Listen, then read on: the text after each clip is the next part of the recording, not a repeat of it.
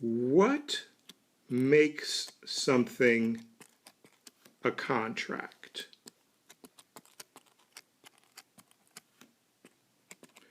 We make lots of small contracts every day. When you buy a sandwich for lunch, you make a contract. When you park your car in a parking lot, you make a contract. Sometimes you get a receipt for your purchase or service. Is the receipt the contract? Is the small print on it the contract? This first lesson will give you some answers to those questions, or at least it will give you the right questions to ask to answer the question, is it a contract? As shorthand, I'll use the letter K to mean contracts. Contract law is civil law as opposed to criminal law. It is mostly state law in the United States, and it is part of a system of what's called common law, which means that the law can be developed by court decisions as well as by statutes passed by legislatures. There is another area of the law that's in between contract law and personal injury law or tort law that is like contract law because it begins with the giving of a benefit by one person to another in circumstances where justice requires that they be compensated for that benefit.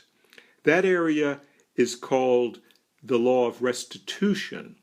However, contract law is different because contracts always begin with a voluntary promise by one party to provide some benefit to another party. If there's no promise, there's no contract. Now, the party receiving the promise must either make a return promise of some benefit, which is an acceptance, and the benefit is called consideration, or in certain circumstances, the party receiving the first promise can rely on it to their detriment and thereby create a contract. The parties must be adults usually and not mentally ill, and what they promise to do must be legally permissible.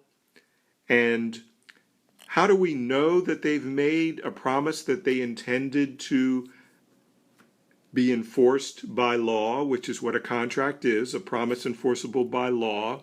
Well, in the old days, we let them testify, the courts allowed them to testify as to what they intended by their words or actions, but now the test of whether what someone said or did was intended as a contract promise is objective. It's judged by what a reasonable third person would think that the party intended.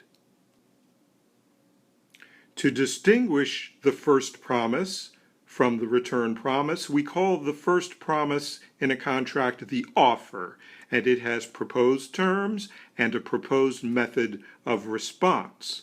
The response to the offer, if it meets the terms of the offer, is called the acceptance.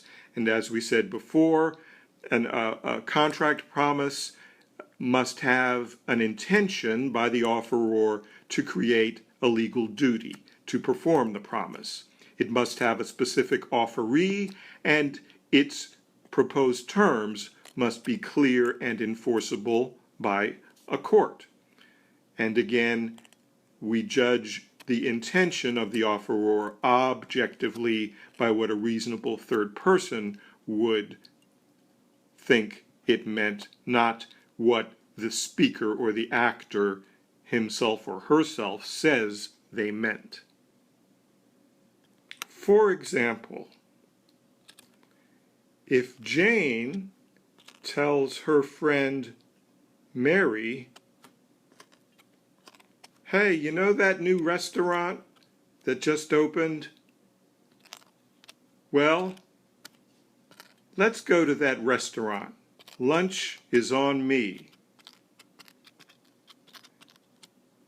And Mary shows up when Jane says to meet her, but Jane doesn't show up.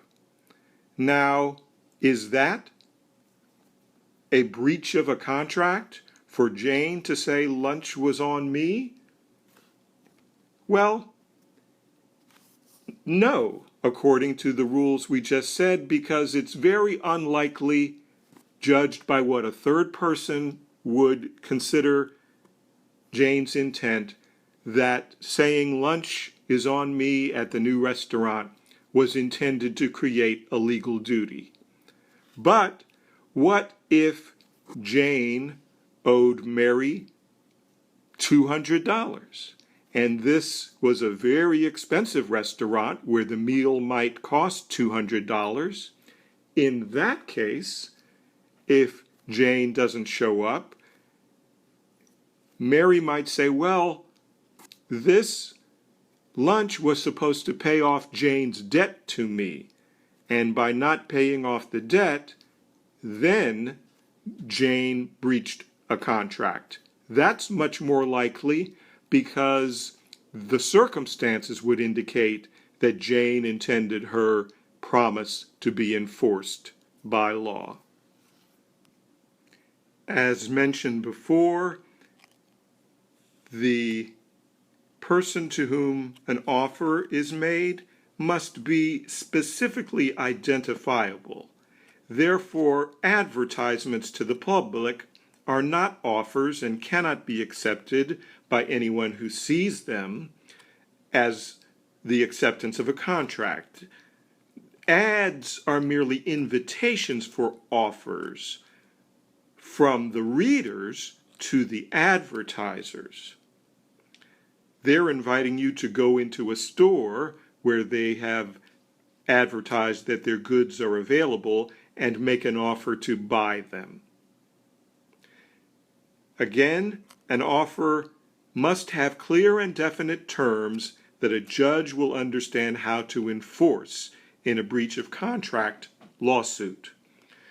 Sometimes all the terms that are necessary to make a contract offer clear do not have to be actually spelled out in the contract itself, especially if it is a sale of goods contract under the Uniform Commercial Code Article 2, which is a uniform law in all of the United States, each individual state, because sale of goods contracts are so common and have so many normal and usual terms.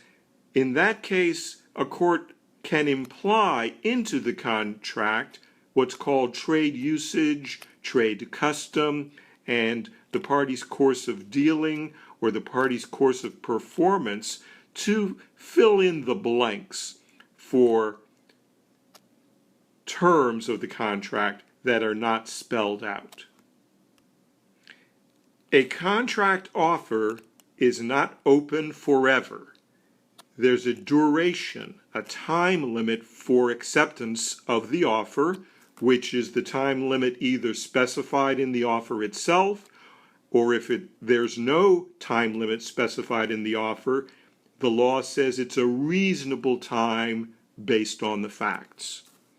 If an offer is not accepted within the time specified or the reasonable time implied by the law, it expires.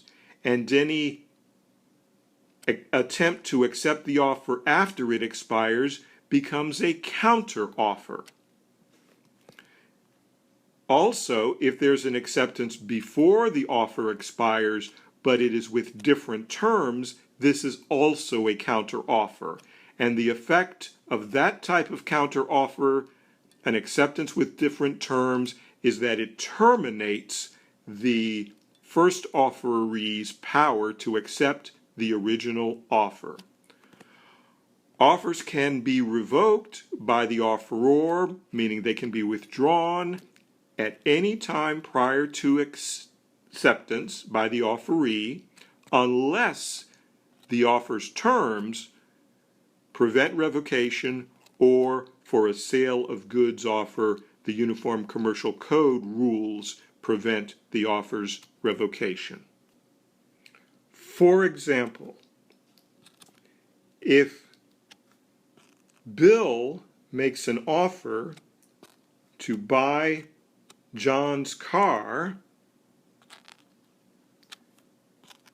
and John says, well, I like that offer, but let's change this price or these conditions in the offer. That is not an acceptance of the offer. That is a counteroffer, and Bill can now say his original offer has ended. In my book, Everyone's Guide to Electronic Contracts, I discuss these rules in Chapter 1, What is a Contract? And Chapter 2 is also relevant in terms of talking about common law, state law, federal law of contracts, international law of contracts. Chapter 3 talks about restitution or unjust enrichment, that area between contracts and torts. And Chapter 4 gets into the details that I'll get into in Lesson 2 about the requirements for a contract beyond those we've talked about in Lesson 1.